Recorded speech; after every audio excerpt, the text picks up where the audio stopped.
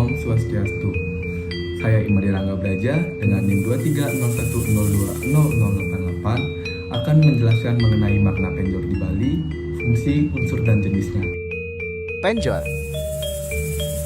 Nah, kalian sudah tahu kan kalau penjor itu sudah sangat umum ada di Bali. Nah, sekarang saya akan mengulik lebih dalam lagi mengenai penjor. Penjor akan ditemukan saat upacara keagamaan seperti Galungan dan Kuningan dan upacara keagamaan di pura-pura besar maupun pura kecil di Bali. Penjor terbuat dari batang bambu sampai ke lengkung ujung bambunya. Biasanya dibuat setinggi dengan 10 meter yang melambangkan sebuah gunung tertinggi.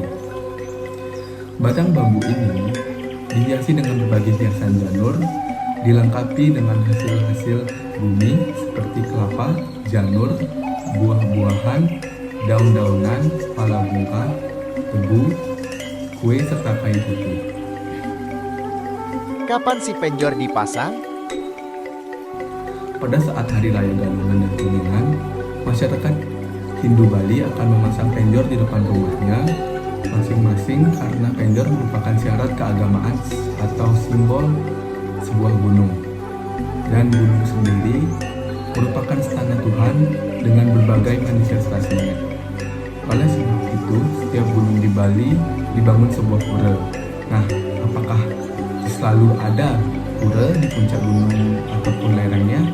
Nah, seperti contoh, Gunung Agung terdapat pura besaki di lereng gunung. Karena kondisi gunung yang tidak memungkinkan membangun pura di sebuah puncak, tetapi bila memungkinkan, pura tersebut akan dibangun di puncak seperti di Pura Lempuyang yang terdapat pada Gunung Lempuyang. Jenis-jenis penjor apa saja ya? Nah, saya akan membahas jenis-jenis penjor yang ada di Bali. Yang pertama ada penjor upacara. Penjor upacara dibuat dengan selengkap mungkin dengan mengikuti tata aturan keagamaan umat Hindu, seperti ditemukannya kain putih, bambu, kelapa, janur, buah-buahan, daun-daunan, pala bungka, dan tebu. Semua unsur ini memiliki makna masing-masing yang terhubung langsung dengan ide Sang Yang Widi atau Sang Pencipta beserta ciptaannya. Yang kedua, ada penjor hiasan. Dari segi kelengkapan, penjor hiasan hanya dibuat seindah mungkin untuk mewarnai sebuah acara, namun tidak dilengkapi dengan unsur-unsur yang ada di penjor upacara. Penjor hiasan biasanya dipasang saat ada acara pesta, perlombaan desa, atau pesta seni yang dimunculkan dalam sebuah penjor hiasan. Ini adalah unsur kemeriahan sebab penjor memang syarat akan acara besar. Tujuan memasang penjor buat apa? Dan selanjutnya saya akan membahas tujuan pemasangan dan fungsi penjor upacara. Berbicara tentang penjor yang dibuat saat Hari Raya Galungan merupakan lambang dari Pertiwi Buana Agung dan simbol gunung yang memberikan kesejahteraan dan keselamatan. Pemasangan penjor sebagai wujud rasa bakti dan terima kasih kepada Sang Yang Widi Wase atas kemakmuran yang telah dilimpahkan. Bambu tinggi melengkung adalah gambaran dari gunung yang tertinggi sebagai tempat suci, dan hiasan-hiasan yang terdiri dari kelapa, pisang, tebu, padi, jajanan, dan kain merupakan wakil-wakil dari seluruh tumbuh-tumbuhan dan benda sandang pangan yang dikaruniai oleh Yang Widi Wase, yang digambarkan dalam sebagai bentuk wujud naga basuki dan anata boga. Jadi, di Bali, penjor berfungsi sebagai sarana perlengkapan upakara yang memiliki nilai-nilai dan makna sakral dalam pembuatannya.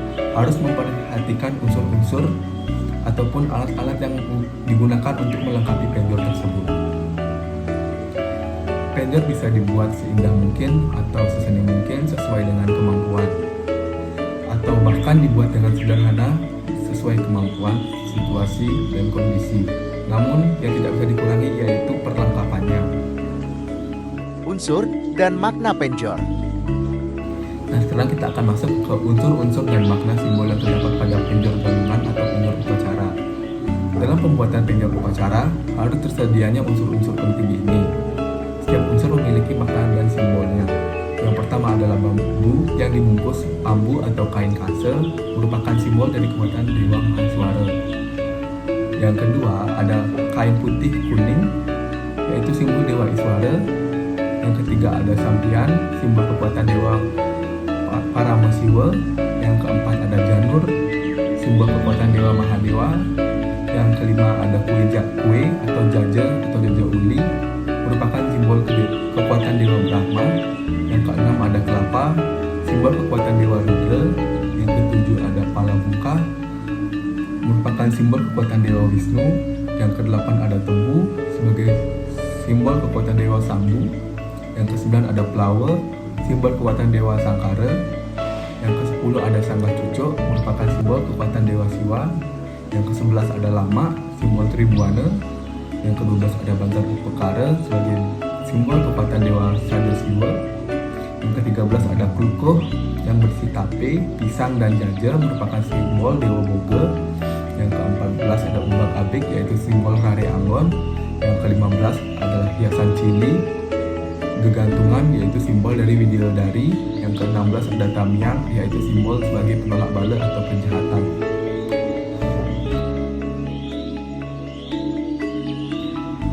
Setelah penjor dipasang di depan pekarangan rumah atau kantor atau tempat usaha, tepatnya di sebelah kanan pintu masuk atau lengkungan penjor mengarah ke arah jalan.